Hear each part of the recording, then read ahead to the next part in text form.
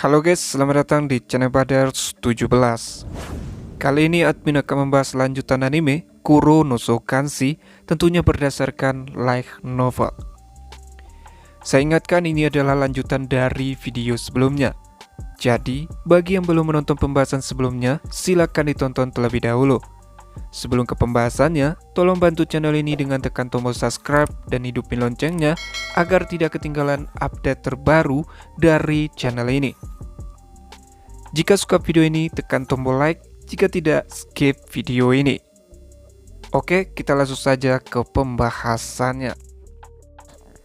Di video sebelumnya berakhir di mana Historia menciptakan sebuah perisai berbentuk peti mati yang membuat serangan apapun akan dihentikan, bahkan termasuk Historia.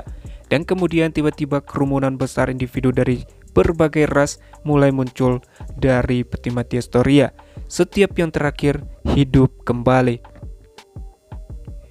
Nah, di sini sebelum lanjut ke pertarungan mereka, kita dipaksa untuk mengetahui tentang siapa itu Historia dan bagaimana histori perjalanan hidupnya.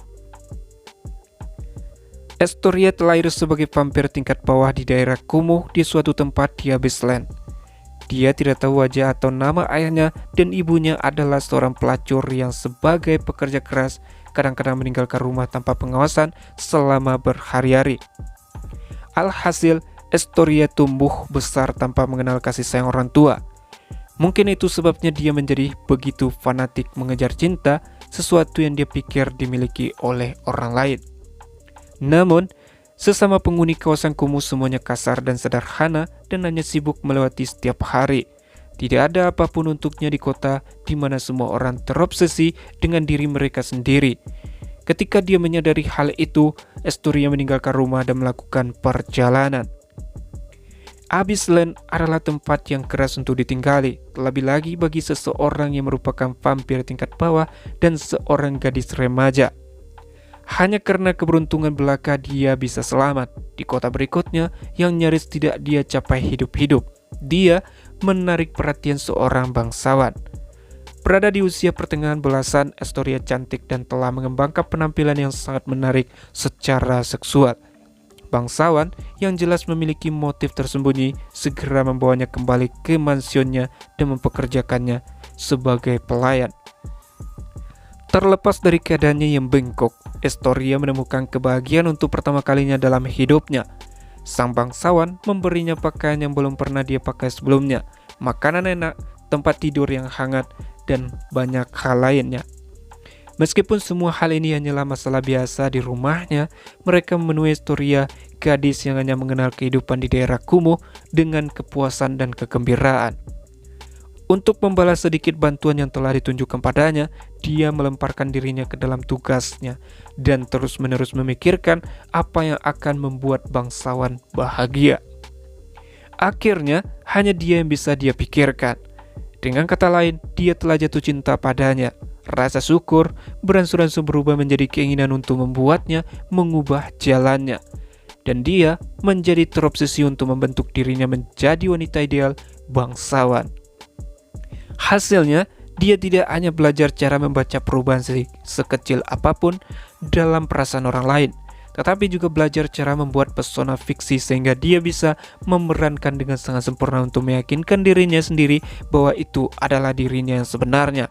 Semua demi mendapatkan cinta yang semakin dalam. Sehingga dengan usahanya itu dia mendapatkan hati seorang bangsawan dan mereka menikmati hari-hari penuh kebahagiaan. Namun itu tidak berlangsung lama. Istri bangsawan merasa posisinya terancam dan direncanakan untuk mengamankan kekayaan rumah untuk dirinya sendiri. Akhirnya dia menjalankan rencananya dan suaminya dibunuh.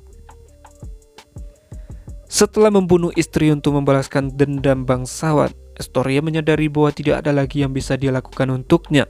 Saat itu cintanya padanya memudar seperti matahari terbenam. Mengapa memikirkan cinta masa lalu ketika dia bisa mencari yang baru? Jadi, vampir yang haus cinta ini berangkat lagi. Karena sifatnya yang mudah jatuh cinta, dia menemukannya hampir dimanapun dia pergi, dari tentara bayaran hingga negarawan, bandit, saudara kaya, pengelana, dan segala sesuatu di antaranya. Sayangnya, tidak ada hubungan yang bertahan lama. Prajurit terkenal yang menginginkan seorang wanita yang kuat bergembira dengan kekuatannya pada awalnya, tetapi akhirnya menjadi takut padanya karena berada di alam yang begitu jauh di luar jangkauannya dan berjalan sendiri. Dalam kasus negarawan, pemimpin negara tetangganya menjadi sangat iri dengan kecantikan Historia yang tiada tara sehingga dia menyatakan perang, menyebabkan setidaknya satu seluruh klan dieksekusi di atas semua korban dari perang itu sendiri. Pada saat seseorang mulai memanggilnya wanita yang mematikan, dia sudah berdiri di atas semua vampir lainnya. Sebuah kastil menjulang di atas dataran, dan berdiri di puncak kastil adalah miliknya, Historia Karanswals. Semakin dia mencari cinta, semakin tinggi dia mendaki, terus-menerus kelaparan. Sekarang dia memiliki seluruh negara di bawahnya. Orang-orang yang sekarang mengelilinginya takut dan kagum padanya, tetapi tidak ada yang mencintainya. Pria yang dia temukan Historia adalah kepala pasukannya mulai terkenal belakangan ini. Setelah itu, datanglah berhari-hari untuk menyelidiki dan menganalisis wanita seperti apa yang diinginkan Gustav. Ketika dia mengetahui kalau Gustav menyukai gadis yang kuat, sehingga Historia mulai menunjukkan kekuatannya, dan negara mereka sering bentrok. Mungkin dia sudah gila pada saat ini karena kelaparan akan cinta begitu lama. Dia sangat putus asa untuk cinta sehingga tujuan dan metodenya gagal dari semua hal.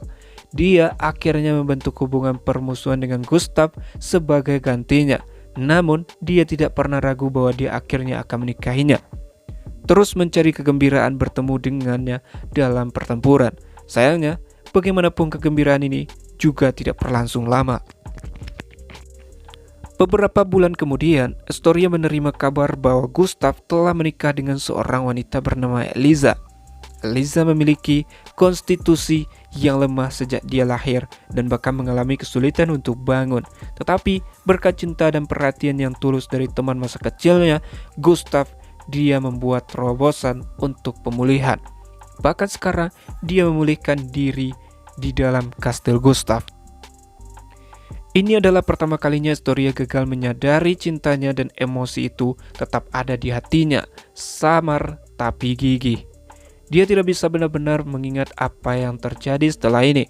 Kemungkinan besar dia terus pergi menemuinya dalam pertempuran hanya untuk melampiaskan emosi yang tidak lagi memiliki cara untuk melepaskannya. Ketika dia sadar, Historia mendapati dirinya berada di ruang putih. Di depan matanya ada sebuah kuil yang tampak seperti Fata Morgana. Seseorang suci berambut merah dan seorang prajurit berbaju putih sedang menatapnya. Seorang suci berambut merah berkata padanya kalau dia akan memberinya cahaya baru. Kemudian mata Historia terbuka pada cinta suci. Meskipun menjadi vampir, dia mendedikasikan seluruh dirinya untuk Dewi itu dan mempersembahkan pemujaannya. Salah satu rekar rasulnya benar-benar membuatnya kesal, tetapi itu tidak pernah lebih dari sekedar pertengkaran. Anehnya, dia tidak dapat menemukannya dalam dirinya untuk benar-benar membenci gadis lain. Dia masih menyimpan minatnya pada pria, tapi itu sama sekali tidak fanatik dan penting baginya seperti sebelumnya. Sebaliknya, sekarang dia menyadari betapa dia sering membawa kemalangan bagi orang-orang dalam hidupnya. Dia datang untuk menolak hubungan jangka panjang. Yang terbaik adalah yang hanya bertahan satu malam. Setelah mengadopsi cara berpikir ini, dia mulai bertingkah seperti pelacur nakal yang selalu memiliki tiket ke tempat tidurnya untuk dibagikan. Semua demi menjadi seseorang yang bisa dengan mudah membisikkan cinta dan memutuskan hubungan dengan mudah. Kemudian, sang Dewi menganugerahkan kepadanya keterampilan pemberontakan, dan dia menjadi makhluk yang melampaui apa yang dia miliki di kehidupan sebelumnya. Sebagian besar Abeslan jatuh di bawah tangannya. Untuk membawa cerita kembali ke masa sekarang, ini adalah wanita yang baru saja mengirim raksasa yang diciptakan dari berbagai macam makhluk hidup. Seekor naga dan iblis cacat juga melayang di udara, menatap ke arah Angie. Raksasa itu melemparkan pukulan pertama. Beberapa makhluk mengalihkan perhatian mereka ke Gerard. Setelah dengan mudah menghindari tinju yang mendekat, Enji memperingati Gerard beberapa dari mereka pergi ke arahnya.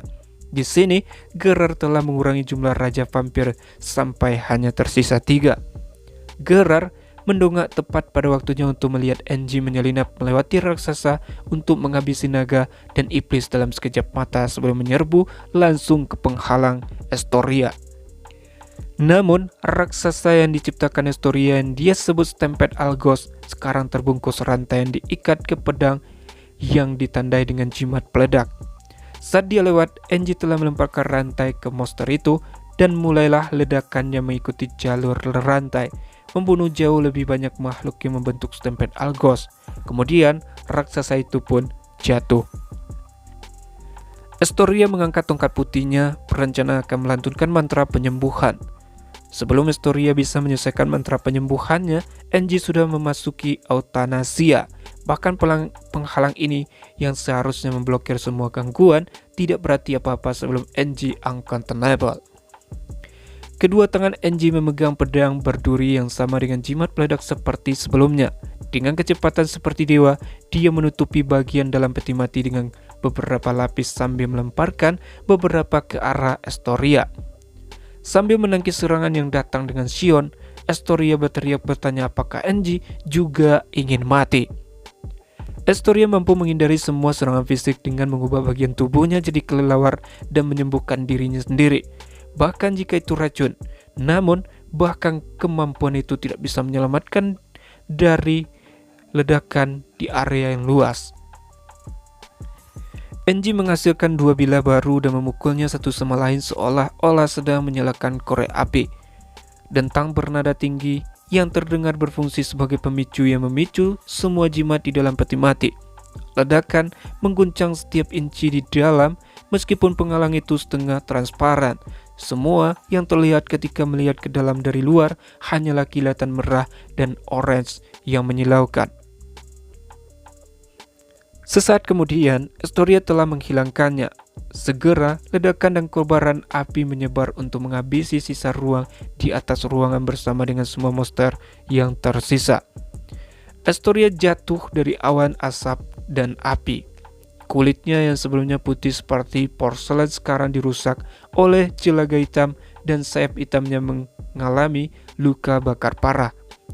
Dia masih hidup, meskipun hampir tidak berkat sihir penyembuhnya. Sesaat itu juga Gerard sudah bersiap untuk menyerang Estoria menggunakan pedang iblis dan slave yang telah diperkuat dengan menebas para vampir. Estoria berkata kalau dia sangat setia kalau serius, memanggil Gerard dengan sebutan sayang, namun dia benar-benar tidak mengharapkan ini. Untuk beberapa alasan, pipi Estoria memerah, namun dia masih memiliki si staffnya. Estoria menyerang Gerard dengan hujan cahaya, namun Gerard menghalau itu semua dengan satu ayunan pedangnya, tebasan hitam pekat yang disebut Skyfall. Dengan cepat menyadari bahaya yang dihadapi, Estoria menguatkan dirinya untuk berubah menjadi kelelawar pada waktu yang tepat.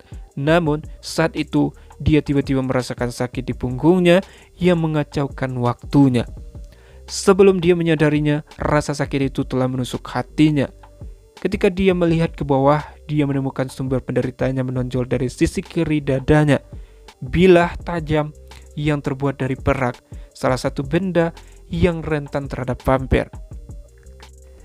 Enji kemudian melompat turun dari api di atas terbatuk. Dia telah melemparkan pedang perak ke Estoria sambil tetap bersembunyi di dalam masa api yang bergolak. Gerard berkata mengajak untuk mengadakan kontes ketahanan sebelum menghilang ke dalam rentetan Salvation Ray. Dan di pihak Estoria, dia sekarang harus berurusan dengan nadia yang ditinggalkan Gerard, yaitu Skyfall. Pada gilirannya, Estoria menghilang ke dalam kegelapan. Mewaspadai vitalitas lawan mereka, Enji menggunakan keterampilan deteksinya untuk mempelajari lingkungan mereka dan menemukan sesuatu. 3 kelelawar yang kemungkinan merupakan bagian dari Estoria semuanya terbang menuju raksasa yang sekarang berlutut, mendekat dari 3 arah yang berbeda. Enji mengabaikan teriakan protes tubuhnya untuk maju ke depan untuk satu pemburuan terakhir. Sayangnya, saat dia menyelesaikan kelelawar keduanya, yang ketiga mencapai tujuannya.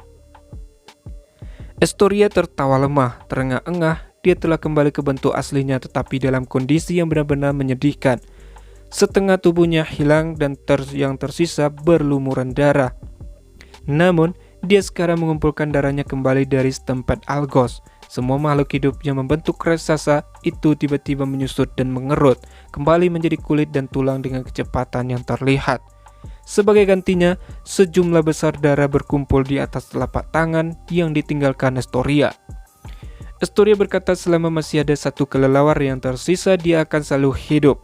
Estoria mengakui mungkin tidak setara dengan Survivor dalam hal ini, tetapi dia juga cukup percaya diri dengan kemampuan bertahannya dan dengan darah yang telah dia kumpulkan. Namun, pada saat itu juga, Rion tiba-tiba muncul di depan Estoria. Dia telah mengaktifkan tindakan terselubung untuk sementara waktu sekarang, menunggu saat yang tepat untuk menyerang.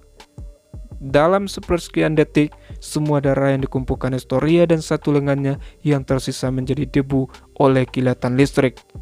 Untuk menindaklanjuti, Rion kemudian meledakkan sekelilingnya dengan pemurnian absolut. Oke guys, cukup sampai di situ dulu pembahasan kali ini. Terima kasih sudah nonton sampai habis. Salam nakama.